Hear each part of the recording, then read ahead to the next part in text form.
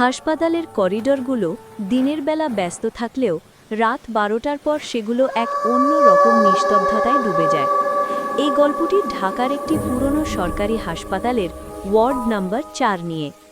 রাত 2:15।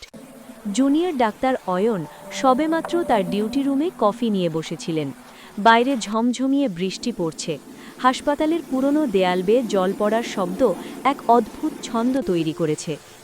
হঠাৎ nursing station থেকে কল এলো। সিস্টার মারিয়া হন্তদন্ত হয়ে ঘরে ঢুকলেন। ডাক্তারবাবু, একবার 4 নম্বর ওয়ার্ডে চলুন, 45 নম্বর বেডের রোগী আবার সেই একই কথা বলছেন। অয়ন দীর্ঘশ্বাস ফেললেন। 45 নম্বর বেডের বৃদ্ধ মজিদ সাহেব গত 3 দিন ধরে বলছেন মাঝরাতে তার বেডের পাশে একজন ধবধবে সাদা পোশাক পরা ডাক্তার এসে দাঁড়িয়ে থাকে, কিন্তু সিসিটিভি ক্যামেরায় কাউকে দেখা যায় না। অয়ন করিডোর দিয়ে হাঁটছিলেন, হঠাৎ তার মনে হলো তার ঠিক পেছনে কেউ একজন হাঁটছে। স্যান্ডেলের চটি ঘষার শব্দ, ঘষ ঘষ ঘষ। তিনি থামলেন, শব্দটাও থেমে গেল। পেছনে ফিরে তাকালেন, কিন্তু কেউ নেই। শুধু জিরো পাওয়ারের নীল বাল্বের আলোয় লম্বা করিডোরটা আবঝা হয়ে আছে। অয়ন ভাবলেন হয়তো তার মনের ভুল। ওয়ার্ডে ঢোকামাত্রই বাতাসের তাপমাত্রা যেন কয়েক ডিগ্রি কমে গেল।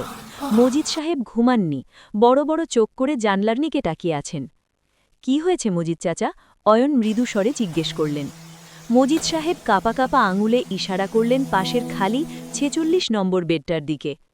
উনি ওখানে বসে আছেন বাবা, ওনার স্টেথোস্কোপটা দিয়ে আমাকে দেখছেন। অয়ন তাকিয়ে দেখলেন 46 নম্বর বেডটা সম্পূর্ণ খালি, ধবধবে সাদা চাদর বিছানো।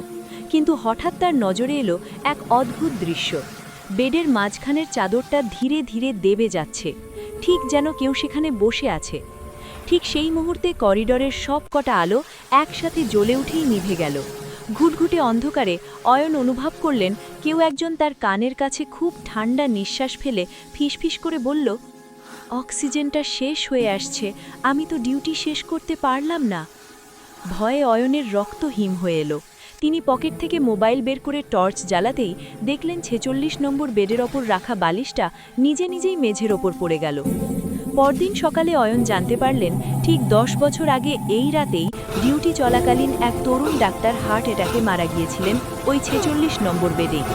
তিনি নাকি খুব দায়িত্ববান ছিলেন, মৃত্যুর আগ মুহূর্তেও ছটফট করছিলেন, কারণ তার একজন রোগীর অক্সিজেন তখন শেষ হয়ে আসছিল। আজও নাকি সেই হাসপাতালের 4 নম্বর ওয়ার্ডে মাঝরাতে স্যান্ডেলের শব্দ শোনা যায়। লোকে বলে সেই ডাক্তারবাবু আজও তার ডিউটি শেষ করতে পারেননি।